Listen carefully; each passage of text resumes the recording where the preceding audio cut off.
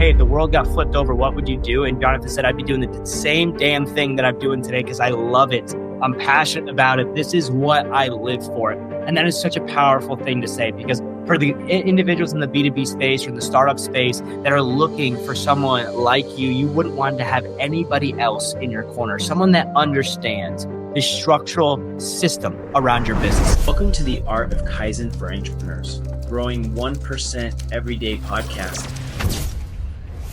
Hello and welcome to the Art of Kaizen for Entrepreneurs podcast, where we get to discuss how to grow 1% every single day in both business and in self.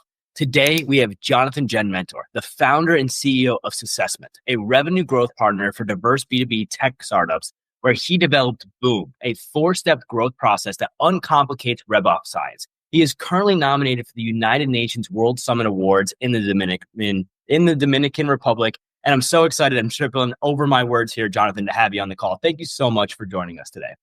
I'm excited to be here, man. I'm looking forward to vibing with you. Yeah, and then you've built something very, very unique. And as we were talking before the call, you are really booming and working every single day to not only promote yourself and get yourself out there, but also to help your clients. So can you give us a little bit of a background of where this company came from, where your motivation to run this bad boy every single day comes from, and really where your strive is and what's unique about you and the company here?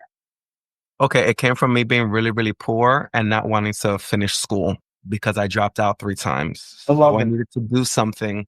I needed to do something productive, or else I would have ended up, I don't know, maybe selling CDs on the subway or, like a Starbucks barista. So, fast forward a couple of years, I had a daughter and I said to myself, I have got to do something a little bit more productive. So I started breaking into corporate. And once I broke into corporate, this was, like 15-ish years ago, I became really, really interested in learning how to move in that world, because I had always been, unskilled labor, cashier, that kind of stuff. And then I learned that. And then the next step was, okay, what do I really like to do here? And what I really, really like to do is I like to build stuff. And nobody gets to build more fun stuff than the marketing department. So I learned everything that there was in the marketing and the sales, and I always got confused for one or the other. And I learned that industry really, really well.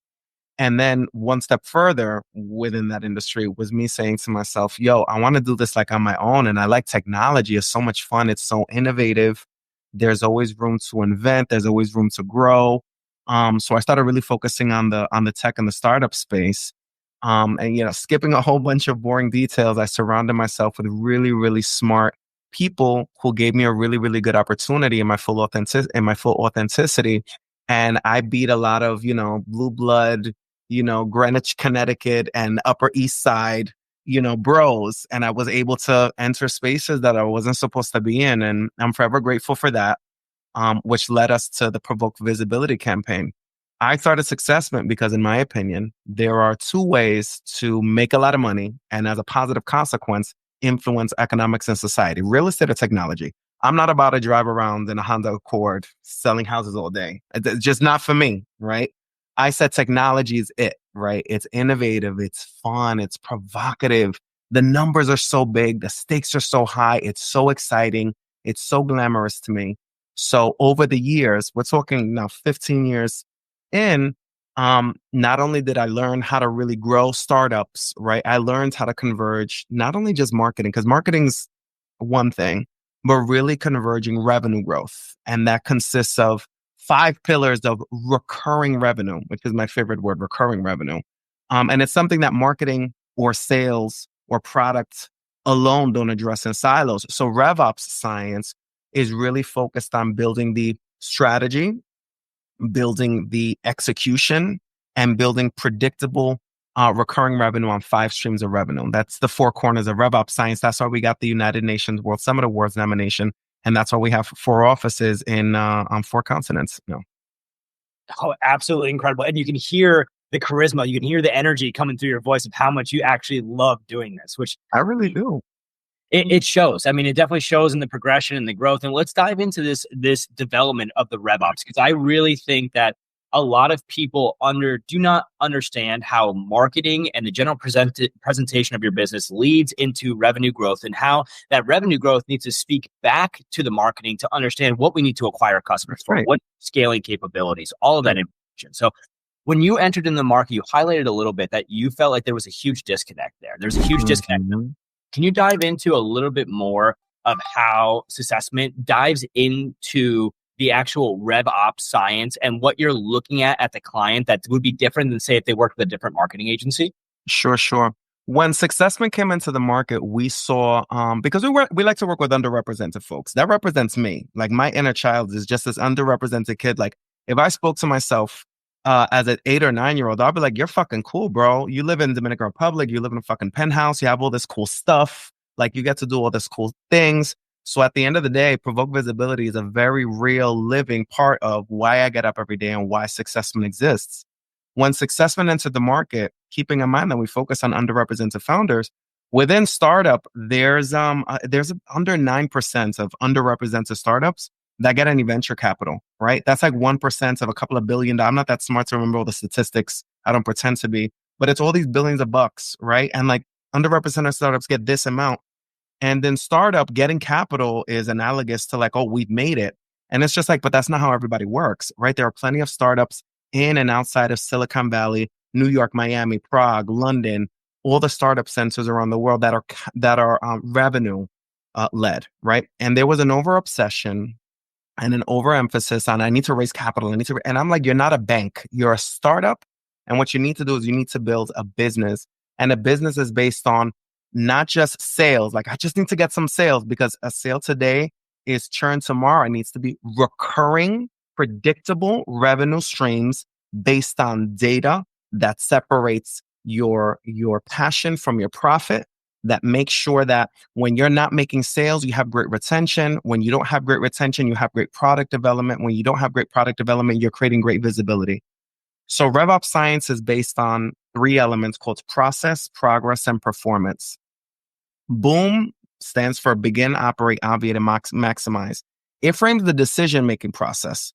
And at the decision-making process, to make it the easiest way possible, because we only have so much time, it's a game of Jeopardy where you always have to ask yourself, does this generate recurring revenue? Not a sale, because there are goals on the clock, which are called metrics in our world, Kyle. And then there are goals on the calendar, which is called revenue in our world, Kyle. And then the second piece is performance, the revenue growth formula. The revenue growth formula identifies the 5 pillars of recurring revenue within any business. And it seems almost suspiciously like a path to purchase, right? But we treat it differently, because the 5 pillars are awareness, engagement, enablement, land, and expand. Marketing addresses generating awareness. It can even do engagement. Then it moves on to sales. Sales is in charge of enabling sales to make sure that money gets into the bank, right? But then land and expand, you need something totally different. This weird island called customer success for retention and upsell. And customer success won't know what to upsell with or upsell on until your base of customers provides the information based on their feedback or based on their quantitative or qualitative data in terms of, okay, I bought this thing, now I want to buy this other thing from you, right? I came into you for a shape up in the barbershop, but the next thing I want you to do my beard and my eyebrows and dye this and clip my nose hairs, and I want to buy, but I'm not going to go and guess that, right? Which is the way that marketing would work in a silo or sales would work in a silo, unless you align these 5 pillars on data to make sure that each of them understands awareness, engagement, enablement, land, and expands. All of them understands what role they play towards revenue growth and how they work together.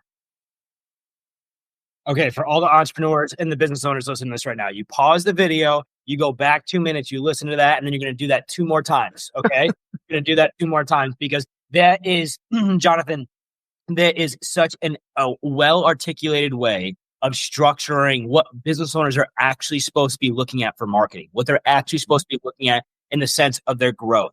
And recurring revenue. Recurring revenue means that the revenue is going to come in consistently across the board. Now, some of you people might be a home improvement business that say, hey, I'm selling a roof once every 12 years. That's great. How does that customer now give you a referral? How does that customer now have a chart that you can be able to sell on a secondary source, right? How do you get that person into an ecosystem to allow you to continue to make money from them? And that is what Jonathan and his team at Successment are doing. He's not only just assessing your business, but he's understanding what revenue pillars to structure correctly to see increase in actual profit, not just revenue in the business. Because that's the biggest thing that I don't think a lot of people talk about is the differentiation between profit and revenue, right? They're hugely different. I can spend $20 million and make some revenue, sell a customer. But if I don't generate more actual revenue than I have for expenses, I made zero profit. And that's where a lot of you business owners, I think, are losing out on the understanding of,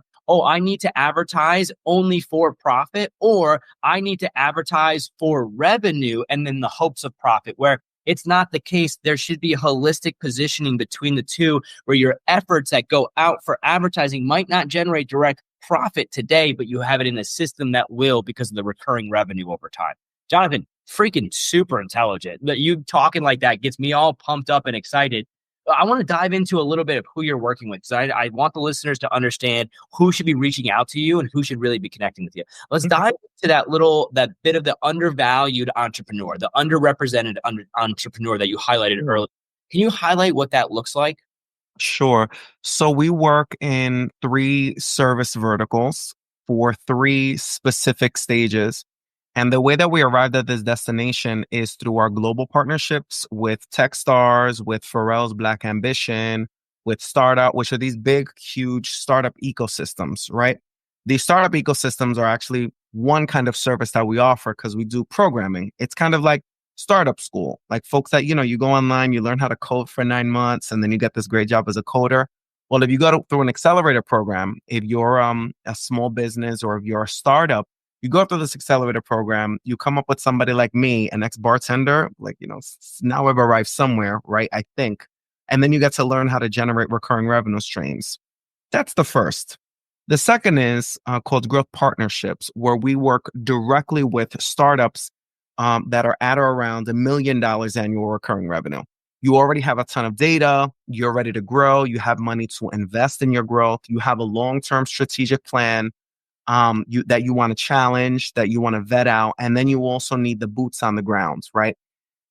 The growth partnership is neither strictly strategy nor tactics. Rather, what we do is we do both, right? We listen to find out what it is that you're doing that's working, move away from what's not working, challenge your strategy. That's my favorite part, right? That's like a Street Fighter, Ryu versus Ken battle of, okay, let's use this data to make these good decisions. Let's slow down so we can grow fast. Let's make sure that we're both speaking the same language. I'm not talking impressions and awareness on Facebook, right? And then you're talking about something else. I want to make sure that the goals that you have on the clock, we can both make accountability for and in executing. And then the goals on the calendar, which are revenue goals, that we're both comfortable with those things too. And that's where marketing sometimes gets it wrong. We're just speaking a different language, man. We understand that something of that vanity metric, right? Facebook impressions. Well, that matters at a certain point, right? But that doesn't need to be the focus of conversation. Let us continue to scale with each other, which is why we do a partnership. Now, all the way at the earliest stage of founders are coaching packages. We do coaching packages for MVP for MVP kind of startups who are like minimum viable product, that they're getting their feet wet. They want to make sure they're really excited. You know the type, Kyle. I'm really excited about this idea. I'm going to do this thing. I don't have any competition. Nobody's ever done this before. This is the biggest thing in the world. And it's just like, that's so great. Let's separate passion from profit. Let's make sure that we have a plan to go to market. Let's make sure we're not spending all this money. And for us, we operate at those 3 levels because we like to address the kind of startups that are at their 3 phases. If you're still not making a dime, invest in coaching to make sure that you don't waste your first $1 million. If you're already producing recurring revenue, now it's time to scale and defend that revenue in a sustainable way. What you were doing to generate $200,000 a year isn't the same thing that you're going to need to be doing at $1 million a year. So, get out of your own way, come to Successment, let's make some money. And then for the universities and accelerator programs, we put together the B2B Growth Lab. Jonathan, your progression of confidence and your understanding of where you fit from going, as you said, from a bartender, from someone that had no relevance in the marketing to now having such a clear way to not just articulate, but execute the success that you're bringing to your clients is prominent, right? But to be able to understand how to put this operation structure together and have confidence behind it, you got to go through some trials and tribulations. You got to go through some problems to know what works and what doesn't work. For our listeners, do you have a story, potentially a challenge or a problem that you face in your business that you think would resonate with them, or potentially a challenge that you faced in the development of your company that changed the way that you do business? I don't look at anything as a challenge. I look at it as an opportunity always. And I think that internal conversation matters. I also feel, I don't feel anything. I am confident that when you use data to make decisions and you align on what painting it done looks like, and then you work backwards, it's very difficult for you to fail in that way. Look, one of the things that we do at Successment, which is the third element of RevOps science, we spoke about boom, the Jeopardy game. Does this end in recurring revenue? This thing that we're doing, is it going to, make me recurring revenue? A sale is the distinct thing. That's what, Then we talked about 5 pillars of recurring generating revenue, right? But we didn't talk about the last one, which is called progress. And these are called parallel growth plans. The reason why this is relevant to your question, Kyle, is because when you put the actual plan together, it's critical before you go to make sure, again, I can't say this enough. What do we need to hit tomorrow or next week in order to make sure that my long-term goal gets hit in 6 months, a year, 3 years? That's mission critical for you as a business owner or a founder, and for your team to be able to operate well towards revenue. Because if you don't plan it out that way, if you don't take that time to structure it that way, it's always going to be a challenge, especially with marketing. Marketing is one of the biggest investments that you make with such a delayed gratification, that if you don't understand what step you are in the game, and if that isn't mutually understood backwards and forwards, it's going to be very, very confusing. It's going to be very frustrating, and marketing gets a bad rap. There are 2 kind of marketers that I've come across, right? The strategists, who are forever talking about, just wait, we got to spend, it takes 9 months to make a baby. You got to keep waiting. Just wait. Just keep on putting more content. Just keep on. We need to do more. And it's a volume game for them. And then there are the subject matter experts. Any problem that you have is solved by shuffle the dice, SEO, email marketing, social media, ads. They have no flexibility in the way that they move. With the client, they don't see any of that. They're not caring about any of that, honestly. It sounds good. They're going to YouTube a couple of things. They're going to defend themselves. But what they're really focused on as a business is revenue. How are you going to get me there? What's the step? And if it's not in month 2, because month 2 is a setup. If month 3 is, I don't know, your first go to market, and this was designed to fail because this is your first ad campaign or whatever, make sure that your client knows that. Because if they don't, you're going to have nothing to go back on, and they're going to forget about the long-term thing. They're going to be like, this month is what matters, and this is where you're not performing. But if you take the time to plan that out with them and say, yo, in month 1, 2, and 3, this is a market testing period. If your business isn't mature enough to generate the kind of data that we need to perform for you, then maybe you should think about a different partnership, or maybe you should think about this in a different way, because I can't simply turn on an ad campaign for you tomorrow. I get clients like that all the time. Well, you're supposed to, change the app, put out more. What the hell is more going to do? If you're already wet standing in the rain, if it doesn't matter if it rains more or less, you're still going to get wet, right? But let us slow down to grow fast. And in this way, the way that Successment structures our client relationships, it lets them know, listen, we're not really going to see revenue in week 6. Actually, we're going to quote you month 6. And these are the reasons why, right? If we're missing something, let us know what resources that you have that we don't know about that makes you think that by you hiring somebody to come save you, which is Successful, we don't save anybody. We make good startups and good businesses better. We make them generate faster. We increase we decrease their experimentation period. As a business, the one thing, the one piece of advice, the one opportunity is always focus on the results of what you're selling, not what you're doing. Nobody cares about what you're doing, especially not if you're marketing. If you're marketing, listen, you're going to be busy all the time. I have 4 screens in my office. I look busy all the time. But if there's not a clear path, if there's not a script, this is month one, this is month two, this is hour one, this is hour two, that saves a lot of miscommunication. Jonathan, I think you have every entrepreneur and every business owner that's ever worked with a marketing agency listening to this and nodding their head right now, because they have probably worked with so many companies that didn't have a structured timeline, a structured expectation, right? There's one thing to say that I can run Facebook ads, but there's another thing to say that I understand how to grow profitability off of Facebook. There's one thing to say I can build a Shopify store. There's another thing saying I can build a Shopify store that's designed to convert customers into sales, right? There's big conversation, a big miss in the market. And it's funny because, when this gets produced, the ads will be seen everywhere, but Tai Lopez just entered the market again in his advertising. I don't know if you've seen it in your social media profiles, but he is now pumping out 1 million different ads for how to start a social media marketing advertising, just like he did back in 2016. And the funny thing is that anybody can watch a YouTube video and anybody can put it together a Facebook campaign. It's really not that complicated. The difference is if you work with a company like Successment and you work with an individual like Jonathan, it's why are we doing this and how do they implement the success in the business?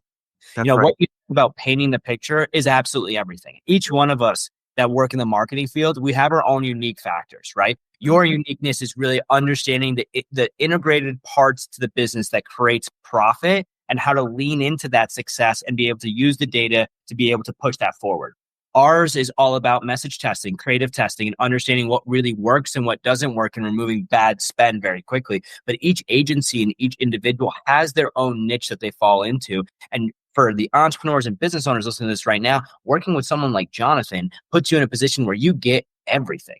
We've been on this conversation now for about 10 minutes, and I've gone through 50 of these podcasts. And I can tell you right now, not everyone has the full story together, the where we're starting, the journey that we're going through, the trials and tribulations that we're going to have, this early success that we're going to have, and how that leads to later failure, and how we're going to use that failure to overall win at the game of you growing your business. Jonathan, really putting it together, understanding in a way that's data backed, understanding it this way that's data backed by revenue, data backed by what the business actually cares about, not vanity numbers. And for everyone listening right now, your followers are a vanity number. It'll be very. That's right. Unless they're bringing in the bacon. Right. If you got followers and you got a high click rate on that link in your profile, great on you. But a lot of business owners, when they enter into the market, they think that they look at things because of social to think that they are important digits, they're important metrics, they're important factors of the growth of their company, when they're really not. You have to have a clear game plan. So, Jonathan, I love that. And to break down, for trials and tribulations, you don't see anything as a challenge, just an opportunity growth. And it sounds like the real opportunity that you saw throughout the progression of your business is that you need to be well ingrained into the company to understand where they are and how to bring them into the next position, right? You have to make sure that you have systems that launch them and create that clear picture of where to go, but also be able to work with them throughout that process to not only mitigate their concerns and problems in each step, but also talk about how this leads into the next step of revenue. Super, super powerful. And I got to ask, because you're on the cutting edge, right? I believe from everyone that I talk to, you're in a position where your agency is going to boom. You're going to flourish. You're going to do amazing things. You've done amazing things and you continue to do so because of your mindset around it. But where do you see the industry going in the next 3 to 5 years? Let's pivot a little bit to where is Successment going in the next 3 to 5 years?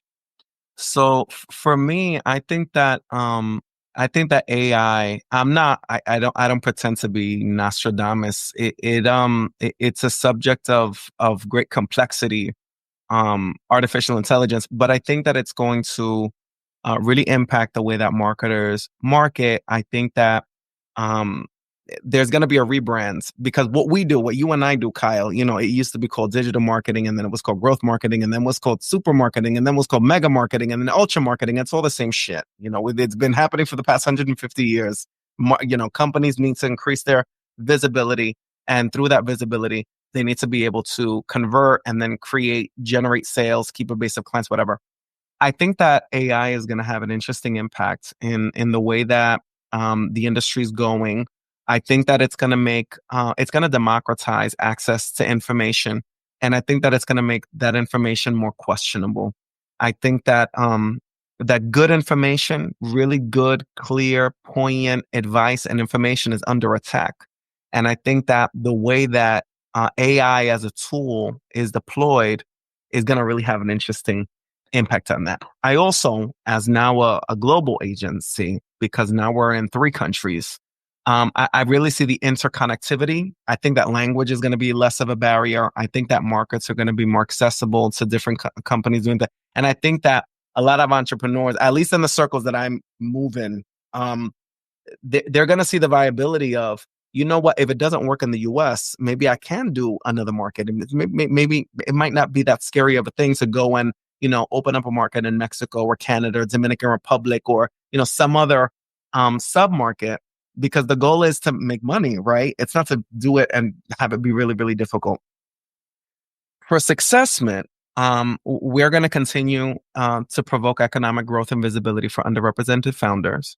We're going to continue expanding upon our legacy of already now 36 Black and Brown led startups generating their first $10 million in annual recurring revenue. That's $360 million between the US and the Caribbean economies and ecosystems, not to mention the countless jobs that our startups have been creating and the economic empowerment that it does within their communities.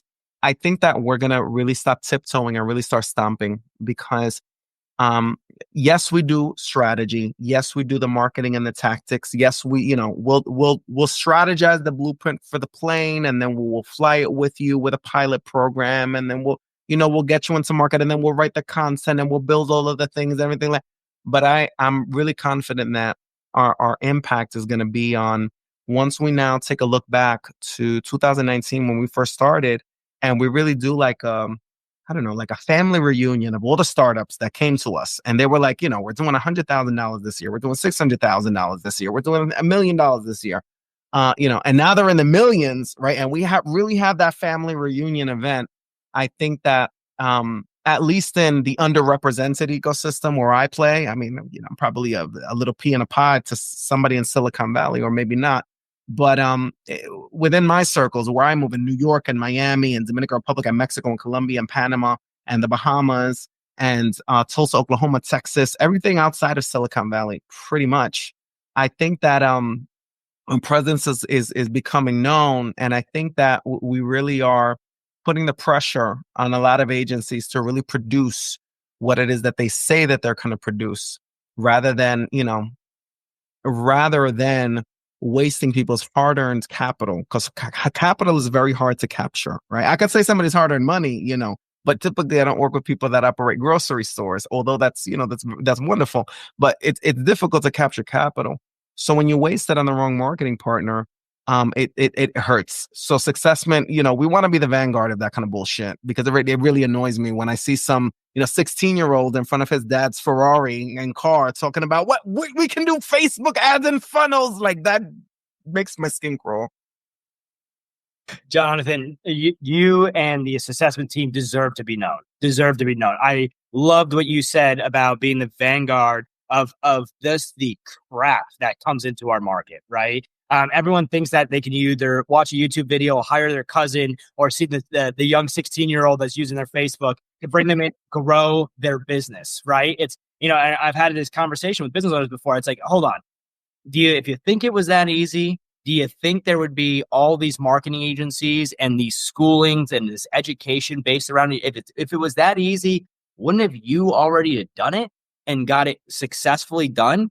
The difficulty that comes behind marketing, and I think that the uniqueness that you have in the market and what Successment has in the market, is a full understanding of business, not understanding of marketing, a full understanding of business, and then how that marketing comes into play with business, how the sales come into play with business, and how that structure is supposed to be an holistic environment that meshes together for one core purpose: drive revenue in the company. And then one core value of that, when we're doing this, it leads to profit on the back end. And for business owners, to entrepreneurs, and business owners listening, make sure you separate those two numbers in your head. You make sure you have a clear understanding of the two differences.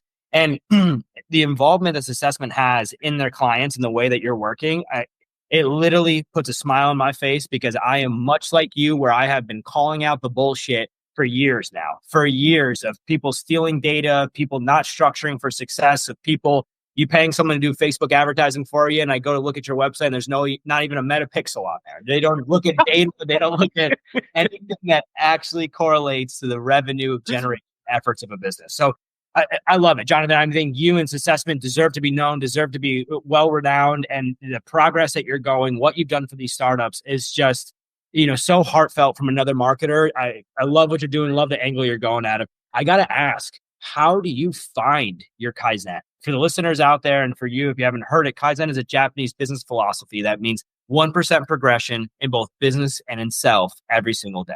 Mm-hmm. Now, for someone like you who is on the cusp of all of these concepts of how to actually leverage marketing, on the cusp of these startups and helping them develop, what do you do, Jonathan, throughout the day to make sure that you yourself are posed to continuously progress and become a better person for you, your staff, your family, and everything else, as well as how do you stay on the cutting edge of what's happening in the marketing world and how to help these startups? So one thing is my relationship with God. I think that that's very important. And I think that not enough people talk about how important that is and how that's been disappearing in the United States in many circles. It's not cool anymore. Well, ain't no motherfucker cooler than me, baby. And I'm down with God. So that's number one. Number two is being close to where you feel like your best self. For me and my daughter, it was coming to Dominican Republic. It was coming and having a breath of fresh air. It was being in the culture that makes us feel familiar and just happy and grounded and centered. Like, I recommend, man, if you're a really serious entrepreneur, and I'm not talking about, like the daycare owner that is like, month to month, and they're not really ambitious. They're just kind of, they're cool. They want their status quo. It's like a family business. Great. That's not my kind of client. And there's absolutely nothing wrong with that kind of entrepreneur. But if you're an entrepreneur that has real ambitions, you must travel. It's not even a line item. It is a must. You must. There's nothing more important than making sure that you are stoic and peaceful and full of creativity and seeing new things. And you could see outside the hamster wheel and you get back to your why. And you're not just doing these things that I'm just posting a post because I just gotta, gotta get these calls and gotta get it. Just slow down, chew your food, swallow, take it easy, get on a plane, go somewhere, have a conversation at a bus stop with a 90-year-old. You have to get out of your own head, get out of your own way, and understand that there are better ways to do things when it comes to your mindset. There are many colleagues of mine who recommend a lot of books. I used to read like a lot of books. I'm more a fan of, I just need to get out. I don't need to particularly get out in nature or anything like that.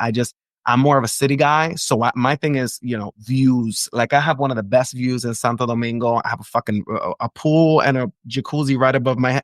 These are the things that inspire me. Within my business, true to the revenue growth formula, which is part of RevOps science, I always make sure that I take a look at the 5 pillars. Have I done something to generate visibility today? Have I done something to generate awareness? Have I done something to generate engagement? Have I enabled a sale today? Have I landed or retained a new account? Or have I thought about how can I upsell and up value a current account? I don't need to sell anymore, right? I'm at the point of the game and it's not arrogance. It's just simply just time spent in market with Successment. Most of our clients come to us through referral. They no longer come to us like in crisis. That used to be like 90% of our clients. Oh my God, save us. And we're just like, we're not going to save you. We're going to enhance what you already have. And if it's a really bad idea, then we're going to make sure that we course correct. And that's going to be really painful because you're not going to be like our other startups because our other startups are them and you're you. So we need to focus on the resources you have. I think that keeping myself grounded there and knowing that we have the power to say no and knowing the warning signs of clients that are not like the best fit, like that's a really big one, right? That's a really, really big one. It might hurt in the short term, like for your short term, keep your lights on. Yeah. You got to take a project. Like, let's be realistic. I'm not Tony Robbins. I'm not Gary Vaynerchuk. I'm not going to sit there and say, just fuck it. You just fuck it. No. Keep your fucking lights on and feed your kids. But when you're at a cruising altitude where you can understand what a good client is from a not so good client, there's a lot of qualitative data there. I always think about things in terms of data. So understand, learn from your mistakes, and make sure that when you're taking on a client, you actually grow from them too, because you can learn from them because they might have a very unique situation or a unique way of thinking about it or a unique way of measuring something that can help you. Because I still remember opportunities and challenges that I had from 3 years ago that I'm like, oh shit, that's what that meant. Cool, and then I apply it now because but you have to go through those things. And the last thing that I really want everybody to remember, if you haven't listened to a word I said, is the best entrepreneurs are built through adversity. If you haven't gone through a month where you're like, oh my God, like, how am I going to eat? Like my cell phone I have no gas if you have not gone through that 3, 4, 5, 6 month period, you're not ready. Go work at Wendy's. You have to go. So if you're listening to this and you're there right now, you better not motherfucking give up, or else you better call me. You understand what I'm telling you?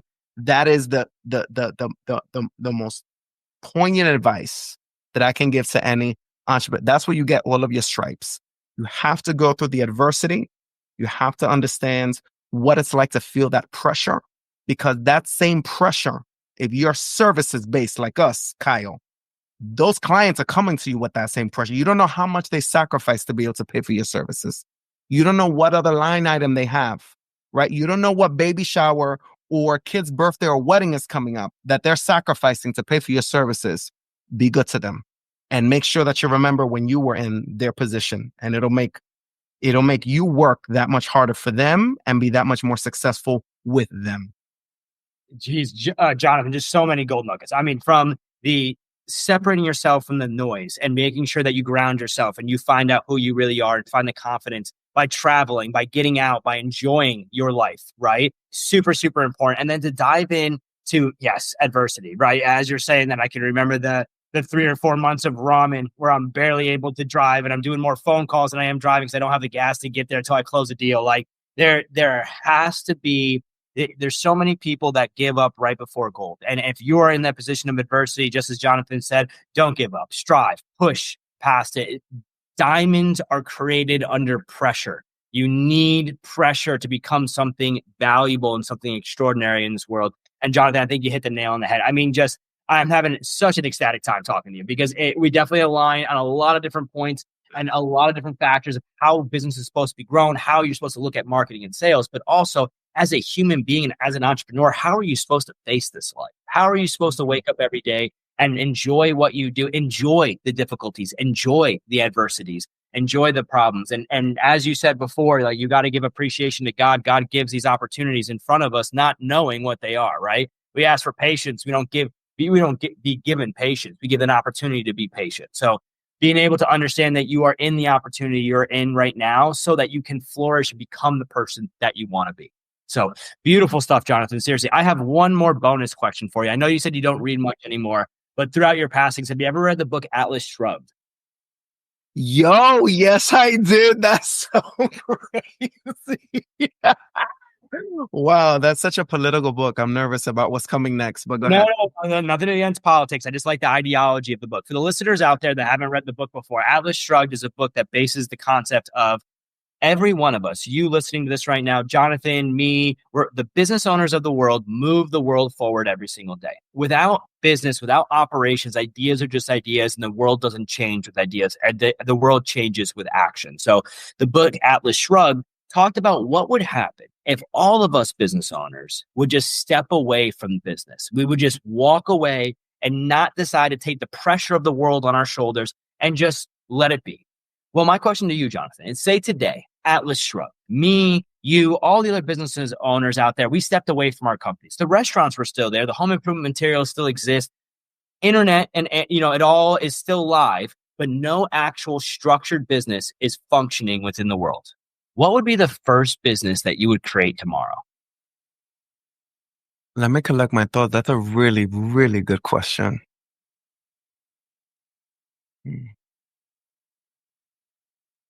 I would likely create a business that helps people find solutions to their problems, because they just want a problem solved. It might manifest in different ways, for example, a guy, right? As a guy, you want confidence. You're going to go to the barbershop, you're going to buy a bottle of cologne. You're buying confidence at the end of the day. I think that, a solution finder and builder, which is a big part of what we do at Successment, will probably be that kind of business. That will be that concierge business of, all these businesses aren't working. Now you have to find a solution. How do you see the solution? Okay, we're going to build it for you. And then once it's built, we're going to see it through with you. So, for the entrepreneurs and business owners listening to this right now, I just posed the question of, hey, if the world got flipped over, what would you do? And Jonathan said, I'd be doing the same damn thing that I'm doing today because I love it. I'm passionate about it. This is what I live for. And that is such a powerful thing to say, because for the individuals in the B2B space or in the startup space that are looking for someone like you, you wouldn't want to have anybody else in your corner, someone that understands the structural system around your business, that understands how your marketing and sales need to integrate together, that understands that these systems need to create recurring revenue for your business so that you can scale and compound on the success and actually develop into an operation system where you can confidently know the type of revenue and the type of growth that you're going to have in your company. So got to ask, Jonathan, for the people that are all excited that are listening to us right now, how do they connect with you? How would these people find you? I'm very easy to find. You can Google me. It'll lead everywhere, right? Just Jonathan J Mentor, Jonathan, middle initial J for Joel, Mentor. And yes, that is my last name. It is not a gimmick. I was born with that name. Or you can find us by looking up Successment. I think we're really ranking for a couple of things on Google. Don't ask me what those things are. That's a Janelle question, my beautiful partner. But anything, Jonathan J Mentor, you can find me on my website. Jonathan J Mentor leads you to all of my social media. I'm no longer on Twitter, not for any specific reason. I'm just not a Twitter fan, whatever. I'm not good at keeping shit concise and content, whatever. But I'm everywhere else though. So if you find my old Twitter, I'm probably not going to answer, but YouTube, Instagram, LinkedIn, Facebook, all the goodies. You can find me. I'm not hiding anywhere. Love that. All the information is going to be found below in the description, so you guys will be able to contact Jonathan, reach out to him if you need help. And do me a favor, if you've gone to the end of this video, make sure you comment below one thing that you learned from Jonathan here. I know I took some golden nuggets away from this interview. Jonathan, thank you so much for your time. We really do appreciate it. For the listeners out there, we will see you on the next one.